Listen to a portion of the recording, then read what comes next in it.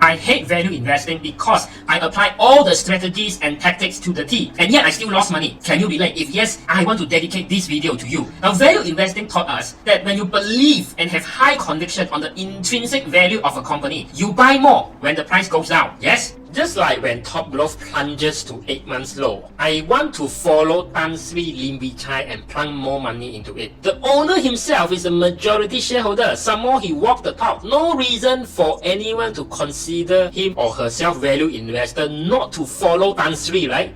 Wrong. The problem is that practically people who learn about every value investing trick in the book knows that, and they know what they should do. The only problem is they don't go and do it. Tan Sri Lim, even though he knows nuts about value investing, his exact action reflects 100% of what a value investor will do and should do. Why? Well, Top Glove obviously is a company he founded and is still a majority shareholder. It is his life's work. He has utmost conviction, is so strong into his own company, and the thing is, he can steer the company around. He can make decisions that affect the company future because this is his baby. He has to. You and I, we have no control. You cannot just walk into Top Glove and say, Top Glove, I am a one-lot shareholder of your company. I want to inspect your account and know your company plan for the next 5 years. I want to ensure my 10,000 ringgit holding in your company is worth my time or not.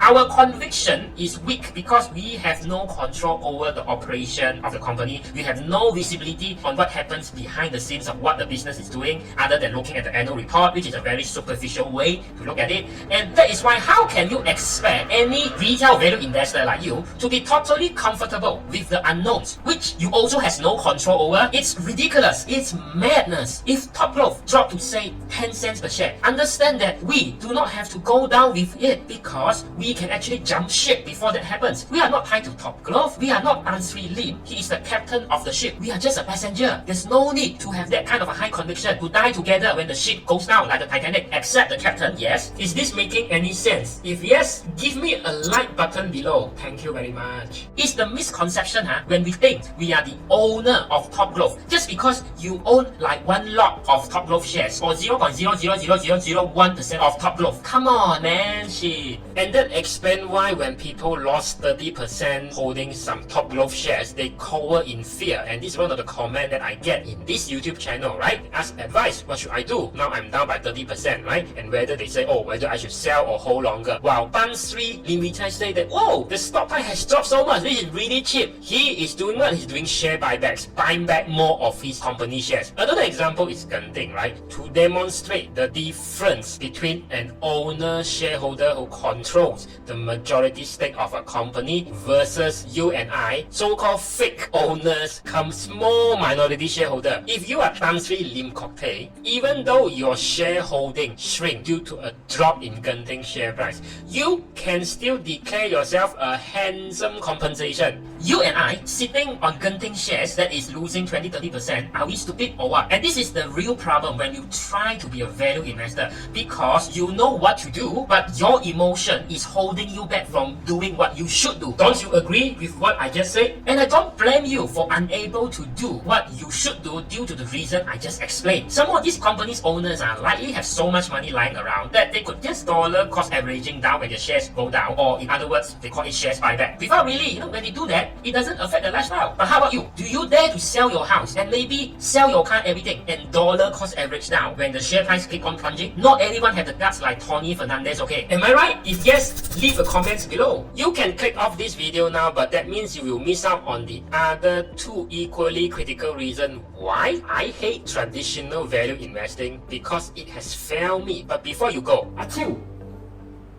Now, it's important for you to know about this wealth pyramid. When you align yourself with the right people who can grow your wealth faster than your peers, then you are moving up this pyramid. And for the rest who don't care about them, don't care, because if they are too stubborn to listen, they slowly but surely they will slide below this pyramid. Don't be like them. And that is your big why you want to learn from Sheffield channel. Subscribe and hit on the notification bell if you have not already. Also, give this video a like. I believe I've been very sincere to you talking about this value investing topic, the practical side of things. things. Unlike the many peoples out there who over-promise but under-deliver, I am CFU, Independent Licensed Advisor, and before you dismiss me as another fake guru making investing videos on YouTube, know that I've been engaged by the biggest bank and the biggest fund house in the country to conduct investment workshops for their staff. So judge me against other YouTubers, financial advisors, unit trust agents, or even fake gurus on the internet. Frankly, this value investing thing is a mirage. And the thing is, even analysts who recommend buy or hold or sell are very fickle-minded and they are very self-serving. Let me explain. For example, this investment research house, right? Last time, tell you the target price is 10 ringgit 54 cents. But now, they change the target price to 8 ringgit and 6 cents. That is like a 20% difference, eh? Now, you cannot blame them when they revise their price target, which affects their buy, hold, or sell recommendation, because things change all the time. But here is the kicker. First time, they use PE method to value the intrinsic value of top growth. But second time, they totally change the method and they use this discounted cash flow method. Astaga!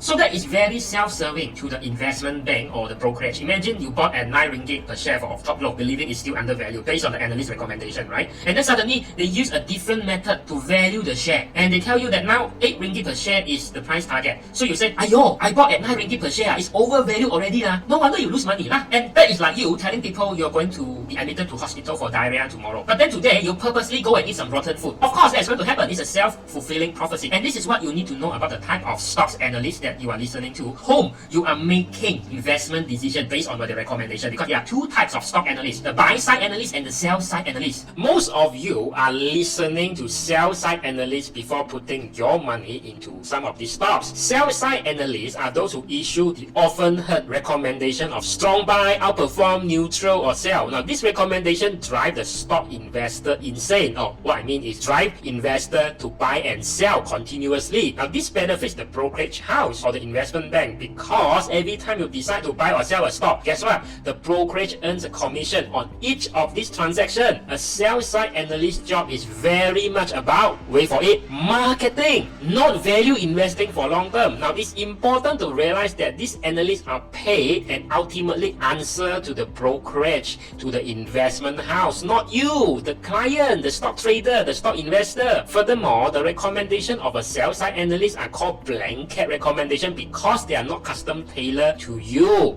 but rather to every Tom, Dick and Harry out there. So you see there's this clear conflict of interest out there, but you treat this stock analyst recommendation like a gospel truth.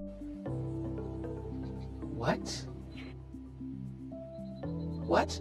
So that is why you see out there are so many bank-backed brokerage that continue churning out stocks recommendation or buy or sell or hold recommendation for you to read free of charge, and actually more than you can digest in a day. The only limit is your time. Bro and sis, are you getting this or not? And the ones that I think is most likely to make you more money from your stock investment in long term, but this kind of analysts you will never have access to when you are a one-man solo stocks trader, are the buy-side analysts. Buy-side analysts will determine how promising an investment is, and they are actually paid by the fund manager or the fund house or the institutional investor, like your EPF, your Khazanah, your PNB in Malaysia. Now this recommendation made exclusively for the benefit of the fund of the institutional investor that pay for them. These are not available for anyone outside of the fund manager that actually pays for them. Now if a fund actually employs or pay for a good analyst, it does not want, of course, a competitor to have access to the same research or advice. A buy-side analyst success or talent is gauged, measured by the number of profitable recommendations made to the fund that pay for their salary. Ever see any stocks research analysis by the largest fund manager in Malaysia, PNB, the one managed to Amanah Saham? No, right? You see any analyst report from EPF? No, right? The last time I conduct an investment training to PNB internally, I had the chance to interact with some of those buy-side analysts which does research on what and when to buy what stock, but they never make this kind of research available to the public like you and me. They are all internal research, and this is what I mean by buy-side analysts. And the third thing is, you ever wonder when you buy an undervalued stocks and this undervalued stock price are not moving for many years? The reason is these stocks are not covered by any buy or sell side analysts, therefore they are not under the radar of the investor, especially the big investor. So why is not covered by all these stocks analysts? Well, because the management of this public listed company did not do enough to do investor relation. That is why you see a lot of these blue chip big companies has a specific department for investor relation. But then, as let's say if you're a public listed company, you need to grab the attention of especially the big investor. And so when those big investors know you, they like the prospect of your companies, they are going to actually buy a lot of your company stocks. If not, how you expect those big investors to know you as a public listed company? They don't know you, don't know what is your business, don't know what is the potential of your company, then there's no use, right? It's just like you are the best in your 4x4 room, nobody's going to know, because the only way a stock price actually goes up is when there is a large institutional investor buy a lot of the stocks of this company. Even though your company is very good, very have high potential, but if nobody buy the stock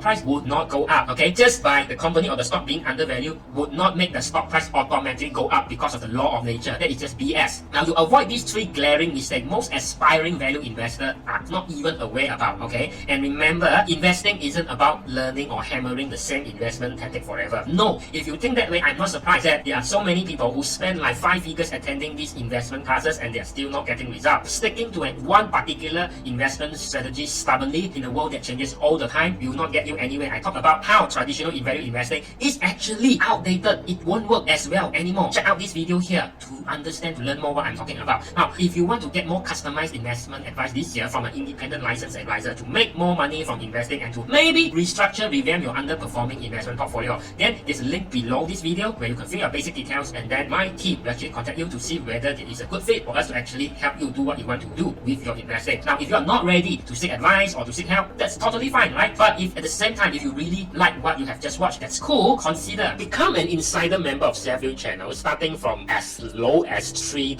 a month. New videos every week, actionable insights that could help you make more money and by making smarter investment decisions. And of course, by moving up this pyramid, not by sliding it down. Subscribe for part 2 coming up next. For the time being, YouTube thinks these are the related videos that will keep you occupied. Till then,